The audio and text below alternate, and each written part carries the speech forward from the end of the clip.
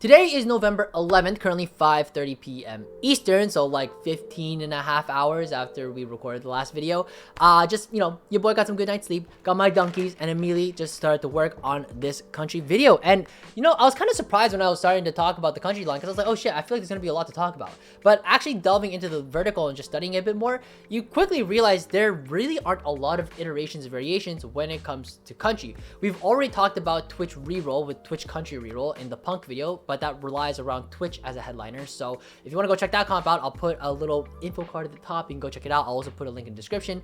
But that's a very cool country board, but that's not what we're going to talk about or even cover in today's video. In today's video, we are going to cover over the country line, which, by the way, if you are unfamiliar with this line at all, let's quickly go over it. Thresh is our only 4 cost within this entire vertical, and there's 0 5 cost, which is why there's not much to talk about. There's no 4 cost or 5 cost clusters to talk about at all. We only have Thresh, who's our Guardian, Tahm Kench, a Bruiser, Katarina, our Crowd Diver, Urgot, our Mosher, and Samira, our Executioner. Very simple line here, and if you're completely unfamiliar, Hecarim is also on our board here, also dubbed as the Dread Steed. Basically, this board is just like Void. When your team loses 30% of their HP, though, you just call in the Dread Steed instead of, it doesn't get summoned at the beginning. And it just has some HP, deals some extra damage, and that's basically it. Life is good. The Dread Steed, by the way, does increase in power whenever you have more star levels on your board. So, for example, if you had this board, but instead you had Tahm Kench 1 instead of Tahm Kench 2, you are weaker. Not because it's just Tahm Kench 1, but because your Hecarim would be slightly weaker because it would be missing some extra stats compared to having a Tahm Kench 2. So, very simple in the way that works. So let's just hop into it. So let's just talk about our first headliner, which, by the way, if you're noticing the tabs at the top, we are not going to cover Tahm Kench or Thresh at all as headliners, because they are purely trait bots. Neither of their headliner effects do anything that's actually substantial, and it's just, there's no comps that revolve around either of them being your headliner. But if you manage to find a composition that does, please let me know. I would love to hear about it, but at least based on what I can tell, they don't do anything. They're just nice to have. But anyways, let's move on. Katarina, her headliner effect is that she gains plus 200 HP, and the final blade bounce deals 45% more magic damage. There could potentially be some very slight level of technology where you can maybe try and aim that final bounce. I have no fucking idea how to do that. That is a lay duck question. That is not a Kai question. But also, I think it's also very, very inconsistent to try and aim the final blade bounce. So I don't think that's something that you could even do. But I mean, Lay Duck is sort of like the wizard of TFT. So maybe he'll find some level of technology. But regardless, Katarina 3, Nard 3, we are not actually playing in country at all. We are playing around vertical Crowd Diver and actually teching into a bit of EDM. You might also notice here that there's some pretty interesting itemization choices here. The two obvious ones are obviously Katarina here with Gnar. Gnar's our AD carry, Katarina's our AP carry. You might also notice the Shojin, just because I think Katarina with Shojins actually just feels better than just triple damage like a guard breaker.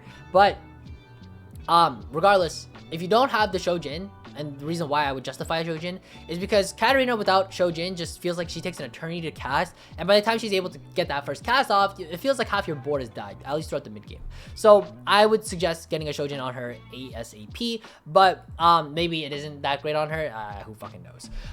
Jax, by the way, you might also notice has tank items. If you read his ability though, you would think that he does damage, but at least from the times that I've tested Jax 3, this unit feels like dog shit. Maybe it's a numbers issue, but I just don't see how you could ever really play around Jax 3 and then use him as your primary carry. Maybe some technology will be unlocked before we talk about EDM at all, but just based on my experiences, I just don't see a world where you can play around Jax. I've tried the Ginsus, BT Titans, I've tried JG Hodge, QSS, I've tried like a bunch of different iterations, and all of them just tank felt the best. It feels the best because whenever you're playing this line, you don't really actually have a main tank. Your main tank is like low-key Gnar. So whenever you get tank items, it's better to just have them on Jax. You don't have to go for the 3-star, even though yes, he is a 2 cost. And instead, you can just remake the Jax once you hit Zac, and then you can just transfer the items over onto Zac, and he is a perfectly suitable tank. You can also, by the way, if you hit the Katarina 3 super early, transfer the Gnar items over onto Zed, and he can instead be your secondary carry for AD. Totally fine and dandy.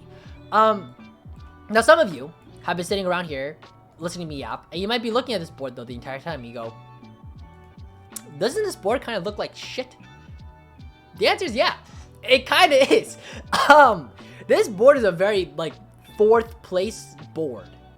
like just fourth place board. I was struggling to top 4 in lobbies with this board. It felt very like it's a 4th or it's a 5th and you just move on. I feel like though I was trying to hard force this board 9 times out of 10. So listen, if you have a very good spot for it, I still think it's very runnable. You do preserve an incredible amount of HP throughout the mid game, but Katarina does fall off a cliff, and it's very difficult to find ways that make sense to cap out your board. You know, you have a Z2, which is cool, but it's hard to justify, like, okay, when do I ever have to like sell this Katarina for like a Sona 2 or something? Like, probably, but like, when is that, right? It's very difficult to figure out when these intervals are. It's something that I think a lot of people are still new with, especially because of headliners being a mechanic, because it's a lot easier to find a 2-star 5 cost at level 9, right? It's a lot easier. But moving on, nonetheless, I still think this is a cool board that you can try out, and let me know what you think about it. Obviously, the cap is 6 Crowd Diver, but you would drop down to 3 EDM. And again, very difficult to cap out here, but it's still a cool board to play nonetheless. You can also play around the Kiana too if you manage to find her as a headliner. That's definitely something you can consider. You would have to drop the Katarina though, so maybe not. But still really cool, and I think Kiana is sort of slept on right now as a potential carry. Her ability, the way that it works, is so interesting. The way that she's able to like farm components, but also be able to get like components for her, full items, but not only for herself, but for your teammates as well. Really cool interaction, the way that her ability works. I think people just haven't really figured out how to make her work just yet. But again, very difficult to get to this point in the game. So I would rate this comp like a B tier, A- tier, but it's like, it's very not that great. But maybe it's a player diff, and I just haven't figured it out yet. But nonetheless, oh, and again, I was hard forcing it, so it is what it is. Finally, crazy enough for saying finally, but finally, let's talk about the main line for Kanji, which is Samira reroll, urgot reroll. In this particular instance, this is, I believe, the main line. This is +2 country on either urgot or Samira. Urgot's headliner ability is very, very lackluster. You just get +15% AD and +10% Omnivamp with the current patch. I don't think... Oh god, is that a voice crack? Excuse me. Wow, my voice hasn't cracked in fucking years, bro. I'm old. That is crazy. I'm gonna keep that in there. That's pretty funny. But comparatively, I think Urgot's headliner effect doesn't really do much, right? I mean, it's cool to get Omnivamp. You don't have to build it. But I would argue that Samira is just a better headliner. Samira headliner effect +15% AD and +10% crit. Excuse me. Now you might be looking at that. That was gross. I'm sorry. I mean, dude, like, come on, we're adults. Like, burping is natural, please. Sorry, I got sidetracked. Samira, the 10% crit, by the way, is the highlight of the headliner effect. You might be going like, oh, 10% crit, that doesn't sound like a lot. Like, what the fuck's the point of 10% crit? Well, the thing is that Samira loves crit. If you read her passive, her attacks that critically strike grant a stack of style up to 6 stacks, and each stack will grant her 20% bonus attack speed. You catch my drift? The more you crit, the better she performs. And actually, if you build stuff like Guard Breaker, QSS Hodge, for example, this is an example build at the bottom here. This is actually 100% crit. And not only is it 100% crit, it's slightly oversaturated. There's no way to make it perfectly 100% based off what I've seen, but oversaturated crit is not bad by any means. That just means your crit chances or crit strikes will do more damage. Yes, I'm not gonna redo that take. So that just means Samira loves crit, and she, as your headliner, will actually do a lot of work. Now, even though this is the main line with +2 country, because, you know, again, you do get to drop the Tom Kench, which is super nice, I do think it's slightly lower cap compared to just playing around +2 Executioner for Samira. And as you can see, this board is fucking nutty. Let me simplify it real quick so we're a little bit more on the same page here. But basically, the way that this one works instead is that you are, again, you're playing 5 country initially, but because you have Bruiser open, it just opens up the potential to play around Alawi, and obviously you can have the Yorick as well, and you just flex everything else. Just anything that you find, like Sona is usually really nice to flex in because her healing and shielding is just so high, but also stuff like Lucian and then playing into like Jazz and whatever. Obviously we're 10 units, but you get the idea. You get to drop TK and Katarina, and you just play a board like this. Very straightforward. Obviously you're not hitting 5 costs on 7. You should play like the Zax and the Nikos, but you get the idea. The transition is very seamless, going once you've hit the Urgot Samira 3, and then you're just pushing tempo, and then you're going like, oh, what unit do I play next? It's very clear cut.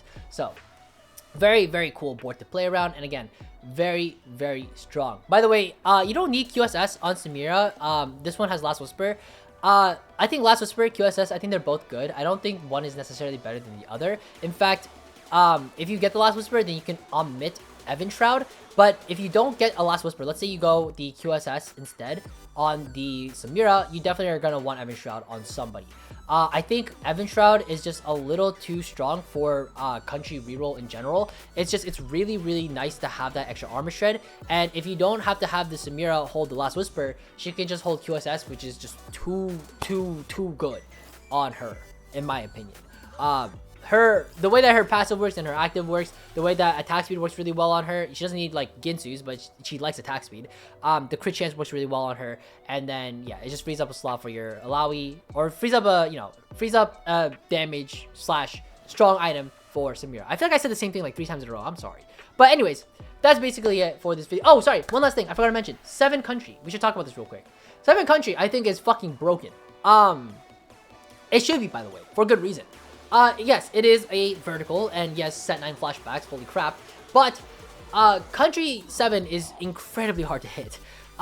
First off, you need a country spat. You cannot hit country 7 without a country spat, and as you can see, the emblem is elusive, meaning you cannot craft it. So, you can only get it through Tome on Krugs, or you can get it on Carousel, and that's about it. I would say if you hit a country emblem, it is a very high roll. You get to basically just force country, I think, in my opinion, assuming you're uncontested, and you just get to play 7 country, and it's so easy to find because you just need to find the Thresh. That is the hardest unit to find. So once you have it though, it's very easy. You just, again, you play the same standard Urgot 3, Samira 3, except obviously +2 country on either of them, or whoever, ideally Samira, but does not matter, and 7 country, boom. Your Hecarim does an incredible amount of damage, and I'm gonna be honest though, I have not seen this yet on the PvE servers. And in fact, if you look for 7 country, this is how hard it is to hit, by the way. If you look up 7 country on YouTube, nothing pops up.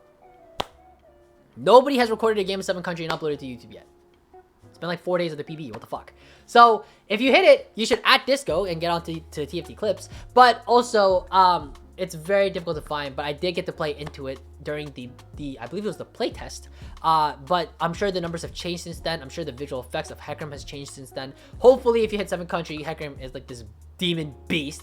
I would hope it is, because I remember on the playtest they didn't change his visual effects at all, and I was like, it was very lackluster. But I'm hoping 7 country Hecarim is like this absolute god. But anyways, by the way, if you have a clip of it, or you know anybody who's hit it, please let me know. I'd love to see what it looks like in the current PvE state. But that's basically going to do it for this video. Again, a very short video. There isn't too much to talk about because of the lack of 4 cost and 5 cost in country. But I will see you guys tomorrow for another video, and until then, I'll talk to you guys all later. Take care and happy climbing.